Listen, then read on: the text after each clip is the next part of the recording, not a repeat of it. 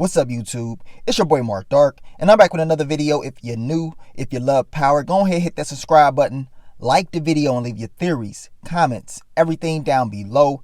Now today we're going to be talking about Power Book 3, Raising Kanan, Episode 5. This is the recap.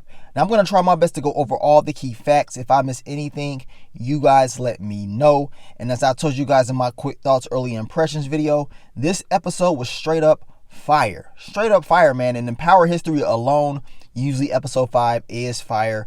And of course, it's always something about birthdays with episode 5 of Power. We know that season 5 episode 5 was happy birthday episode, which we know it was Raina's and Tariq's birthday, and your boy Ghost was in his feelings. We know episode 5 of Power Book 2 Ghosts last season, it was another birthday episode of Tariq. They usually like using this like birthday themed out type thing with episode 5. We know today is Kanan Stark's birthday, August 15th, 1975. So another birthday reference. This is something that Power has always did. So I'm glad that they put that into the episode. But let's begin, man. Episode 5, what did we see? This episode starts off, of course, with Rock. She's confronting Kanan. Now, did y'all find it weird that Rock said she been sitting on this for a few days? So you mean to tell me Kanan never went back home and checked under that bed for a few days at all? I mean, he didn't check at all. What is up with the kid? I mean, I understand he is green. He is trying to learn the game, but still, that is like one of the most stupidest things that you can possibly do. You went back home and didn't even check the shirt at all? I mean, come on. She confronts him, lets him know she knows the truth. She knows that he is lying because he is keep lying to her. He's trying to make all these different stories up about what really happened. She knows she was there with Uncle Marvin. I mean, come on. She was not born yesterday. She pretty much was just very pissed off at your boy Kanan and at what he did. Now, Detective Howard and Detective Burke, they're going back to the stash house. Of course, it's a crime scene, right? And they know something major happened. They don't have a body though, so it's kind of hard to, figure out something. But did you peep Detective Burke? She was staring at the throw up. Everything that Kanan pretty much did was linked to this stash house. And it kind of set up the episode that Detective Howard will be following and will be tracing Kanan. And it made a lot of sense, especially since we found out that he was his father. But I like how they built it up in this episode. Now, we get to your girl Rock, and she's like, you know what? It is time to confront Marvin because Marvin has some issues. He does not want to tell the truth, and Marvin is still not telling the truth, talking about he's the Black Rambo. He was this popping cats. I mean, this dude had me cracking up. Marvin is a character. I will say that. He's definitely a character, but Rock pretty much tells him, look, you don't do this. You tell me the truth, and just stop lying, dude. Like, what is wrong with you? And your boy Lulu, all he can do is just sit there and laugh. Like, dude, you know what I'm saying? Kanan had a gun to his head. Like, you just gonna keep messing up. You know what I'm saying? Lulu had me cracking up, but this is all getting to Marvin because he's like, man, you ain't no better than me. But at the end of the day, we know Marvin makes too many mistakes.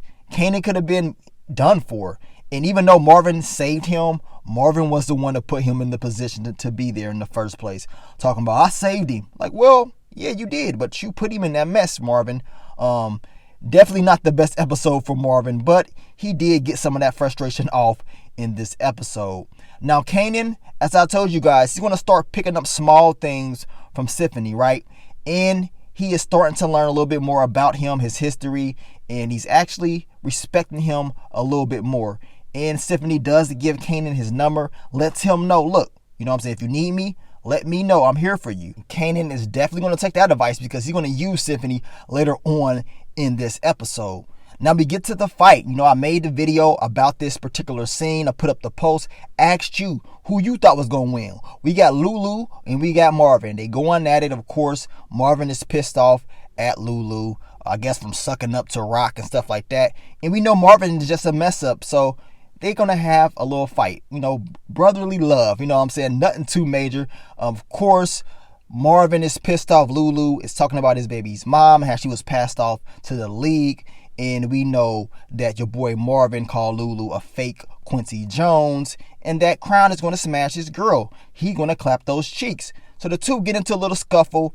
And we know that Marvin, he fights. This is what he does. He is the muscle of the family. So, of course, he is able to get the victory in my eyes. Lulu is not even tripping. He's like, it is what it is. You know what I'm saying? You're still not going to be nothing. And that's it. You know what I'm saying? The cops rolled past and pretty much stopped him. And Marvin is like, look, you're glad that the boys came by, little bruh. Because if not, I would have continued to beat you down. At the end of the day, these two are going to continue to have issues because Marvin continues to make major mistakes. Not small mistakes, y'all. We're talking about major mistakes. And I like Marvin, man. He's funny as hell. But the dude makes too many mistakes, plain and simple. Now we get even more information about this bone marrow with Detective Howard. I guess his cousin was not a match. And once again, this is building up, surely, to me, that Kanan will be the one to match. But they're not going to tell us that right now. Of course, Detective Howard's in his feelings. He needs some family member to help him with this bone marrow transplant, but he doesn't know who he can get. And he's pretty much trying to play it off, but deep down inside, he understands that this is very, very serious.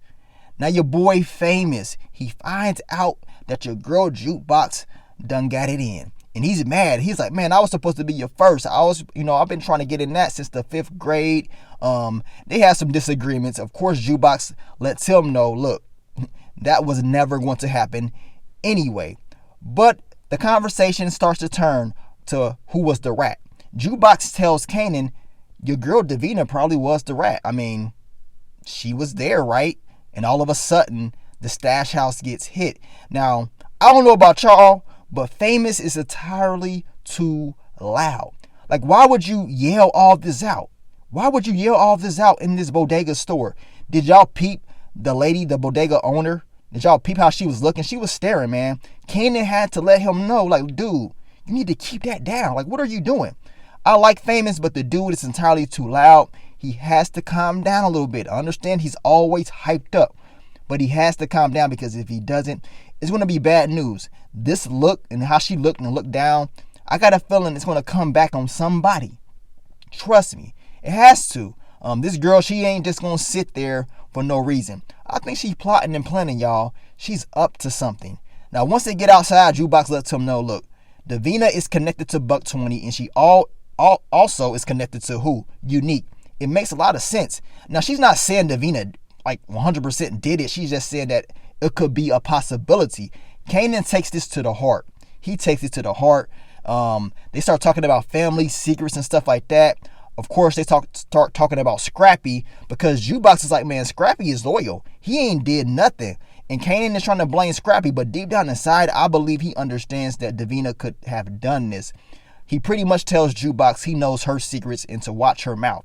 Jukebox says, I'm not afraid of you, walks off. The two have a beef right now. But Kanan deep down inside knows that that girl is right. She is rarely wrong in my opinion, but hey, we're going to see how the series continues. Now, we get to your girl Rock, Marvin, Darius. They're back at the apartment complexes, right? She is trying to muscle this dude up out of his spot. Of course, this dude ain't having it. He tells them to get the stepping on his Martin Lawrence. But your boy Marvin says, nah, we ain't doing that today. Beat him down. You know what I'm saying? He's going to have to get out. Plain and simple. And if he doesn't, then he's going to continue to get beat down probably until he loses his life. He understands who he's dealing with. Rock is not playing around. Now, she lets Marvin know this is going to be the new business spot. Marvin was believing that Kanan and Rock was going to move into this apartment complex. She says, no, we need to be in the sky. While Unique is on those corners struggling, we're going to be in the sky watching everything. We're going to have 2 apartment complexes above and below each other so we can go ahead and funnel the product or anything if something bad happens on some New Jack City type stuff. But Rock does have a game plan. We're going to see if this is all going to work out.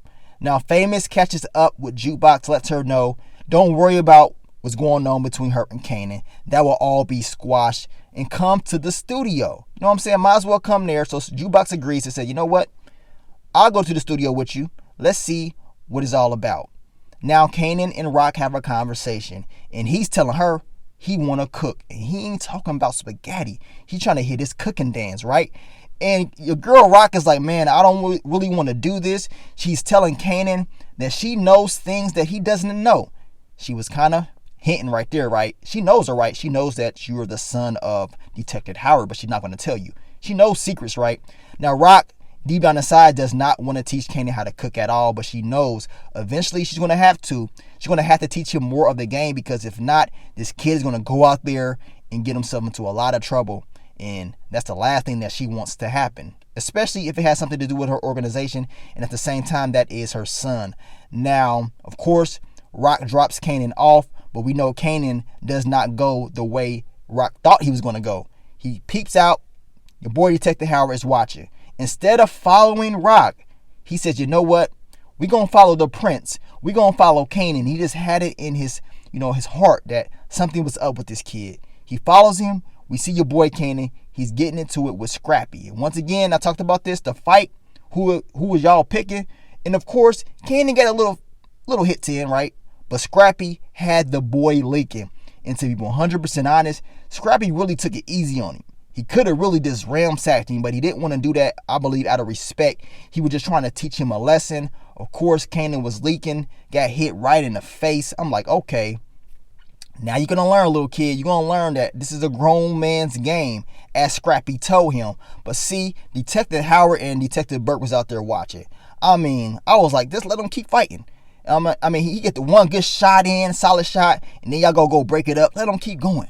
Of course, Scrappy and Kanan, they're arrested. And then as they're arrested, we see O'Rail. And this is one of Unique's crew. He was watching, right? And this is setting up, in my opinion, game plan that Rock was talking about. Get somebody that's always watching Unique. This is perfect because Rail, he is seeing this. And now he's like, man, they got issues within their organization. So if Scrappy wants to work with us, that will be great timing, right? Now we get to the bodega owner. This dude right here, he's going to be a problem. And I'm going to talk more about him very, very soon. This dude is a liability. It's just a matter of time before he makes his move. Rock is trying to tell him, we're not renegotiating anything. We already came up with a deal in the first place. We're not changing anything over. If we change anything over, that means we're going to have to throw hands. And you don't want that. And did y'all see the facial expression that this dude had? He's looking like, okay, I got you. He is plotting and planning. Rock, you cannot trust him. She already has a game plan within the apartment complexes to move away from this bodega. But as of right now, she is at the bodega and she needs to watch this dude. He cannot be trusted. Now, Kanan is brought in by Detective Howard. Of course, Detective Howard is telling him, what's your birthday? Kanan is not really trying to tell him anything. Detective Howard is like, well, I can charge you. I can really turn it up on you. Kanan eventually tells him his birthday is August 15th, 1975. Detective Howard is like, what? Like, really? 75? He was thinking Kanan was a year older, which already lets us know what time it was. When he made that facial expression, I'm pretty sure everybody knew, like, okay, that's his son for real. Your boy Symphony does come. Kanan uses his get out of jail free card. He calls Symphony and he, gets him up out of there. Now, did y'all peep Scrappy? Scrappy was in there and he looked like, what the hell is he doing up in here? Do you guys believe he's going to tell Rock that he saw, Symphony in there? Even though he doesn't really know who Symphony is like that, Scrappy could go back and tell Rock some information. Now, Detective Howard decides to look up the information about DEF CON, and he finds out that DEF CON was incarcerated October 74. So there is no way that he can be Kanan's father. So he is really tripping out like, man, Kanan was born in August of 75. DEF CON was locked up in October of 74. There was no visits from Rock to get her cheeks clapped. So something is up. And of course, we know that Detective Howard got that blood. I knew this was about to be the game plan once Kanan wiped his nose with the blood and just left it there. I'm looking like, okay, I definitely know what time it is. Now we get back to your boy Crown Camacho. And this dude don't have no money. He got a studio, but he don't have no money. Of course, his employees like, dude, you ain't even paying none of us. And he don't care who up in there. Crown trying to keep this all low key. Your boy Lulu stepped up to the plate. He said, you know what? I'll pay. You know what I'm saying? Because that's what I do. I handle stuff. And of course, we know Jessica's there. Everybody's watching. And Lulu was like, my niece Jukebox, she going to be on this track. And Crown is like, man, I need a professional vocalist. Well, guess what? Jukebox is. She's been singing since she was 5. She sung all the songs that everybody likes. That's why they call her Jukebox. So, of course, she's going to get her opportunity. Did y'all peep Jessica, right? Jessica was like, just let them do what they doing with my brother Famous. Leave it alone. Like, really? He just paid all these people off. Jukebox getting in that studio. Screw Famous. It's Jukebox time, in my opinion. He tells Jukebox, look, you're getting in there. I done paid for your studio time. He owes us. You know what I'm saying? He owes us a favor, plain and simple. So Jukebox gets her opportunity, and she does what she always does. Destroys it. Your girl Haley Kilgore is not no joke. It's crazy because she's also in the movie Respect, the movie about Aretha Franklin, and she's blowing in that movie and she's blowing in this show. The girl stepped up to the plate. I'm glad that this happened. Now she can finally start getting her opportunities within the music industry. But we know something big is going to happen that's going to prevent Jukebox's music career in the future.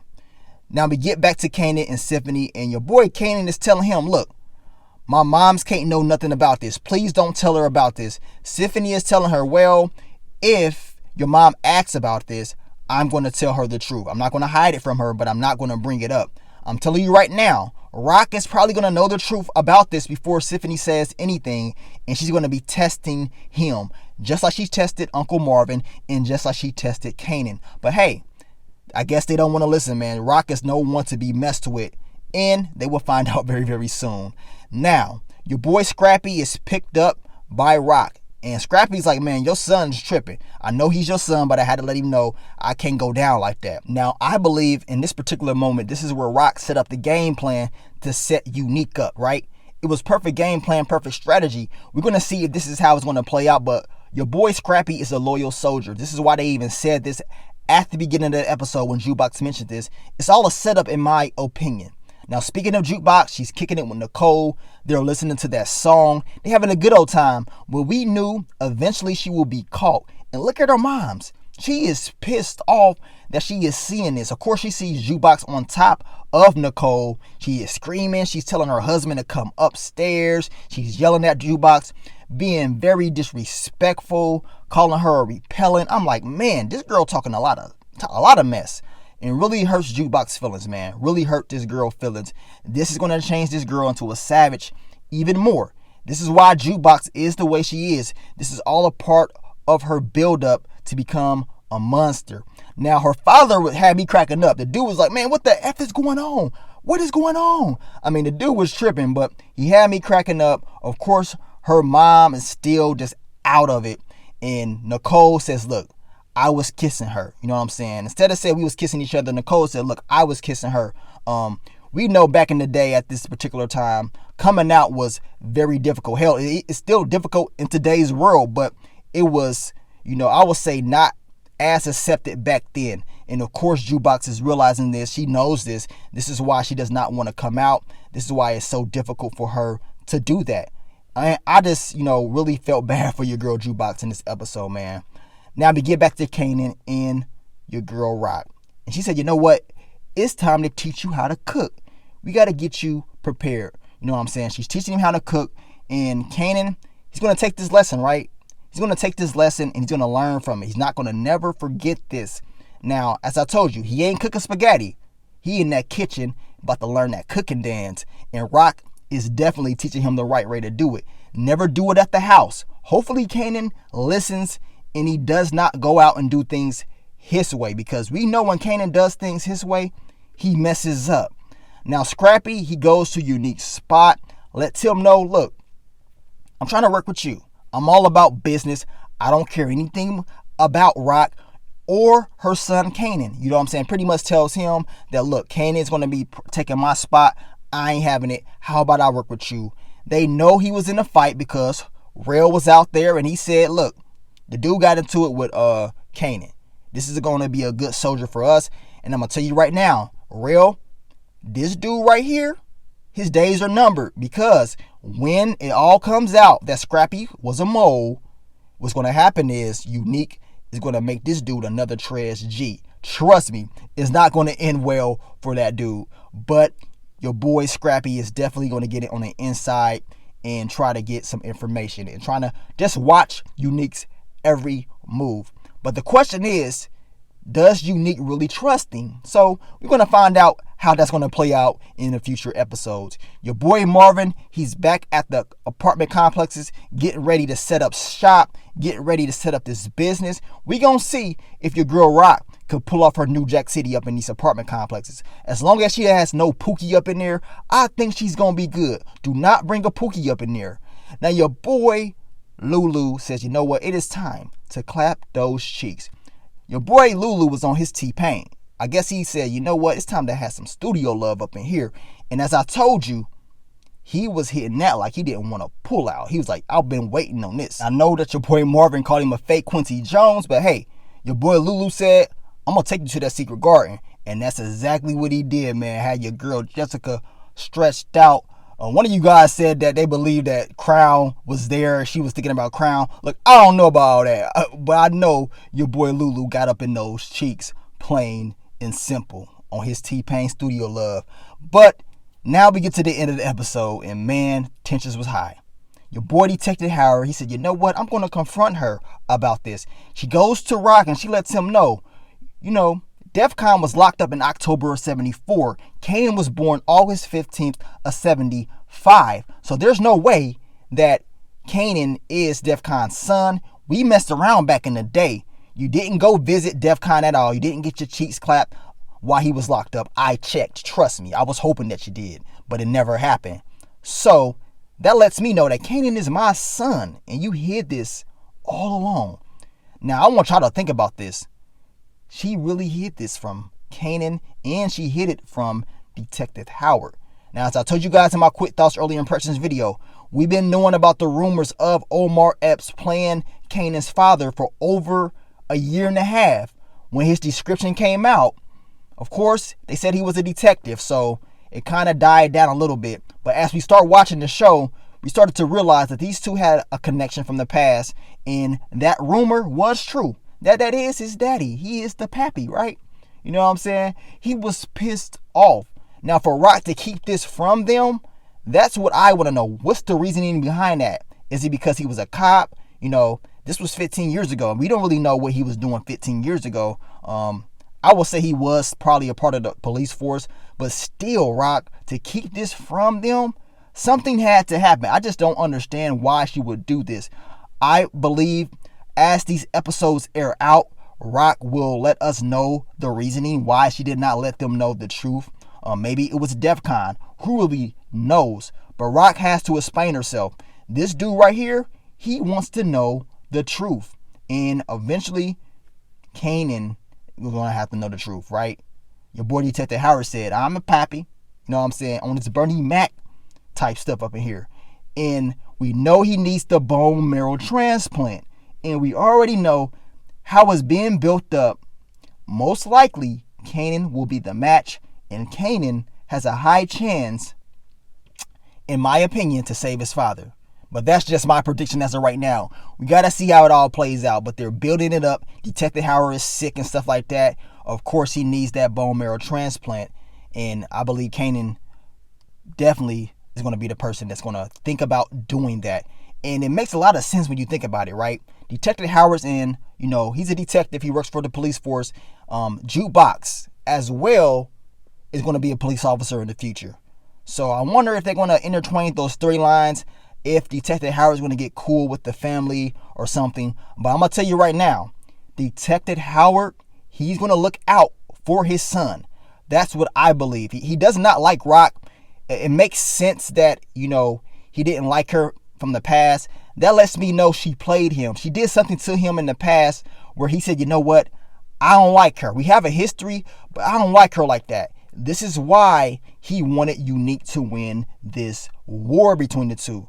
But now that he knows that Kanan is his real son, that means, in my opinion, that he's going to set up shop and say, you know what?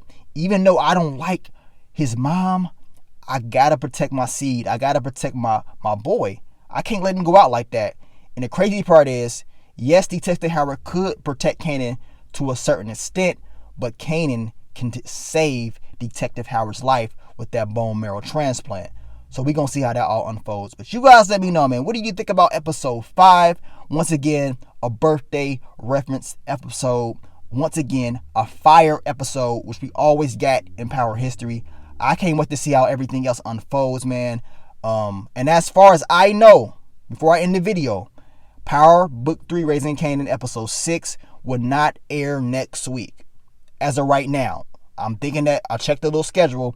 It said that it's going to air the week after. I know a lot of you guys may be pissed off, but remember, this is how Power always been. You know what I'm saying? This is their original schedule. They usually go on a break halfway through. In the past, they went on break, I think around episode 7 or 8. Really just depends, but they usually always go on a break, a 1-week break each season. We know in Book 2 Ghosts, they went on like a month break because of the whole COVID thing. But it is be going on a break. Just, 2-week break. We'll be back in 14 days. Don't worry. It's going to return. I can't wait, man. I will be breaking down videos for you guys. We're going to break down a lot of different things and get ready for the second half of Power Book 3, Raising Kanan. But thank you guys for all the love, all the support. If I missed anything, you guys drop it down below. Drop your theories, predictions, everything down below. And I will catch y'all on the next one. But let me get on out of here, man. It's your boy Mark Dark. I'm out. Peace.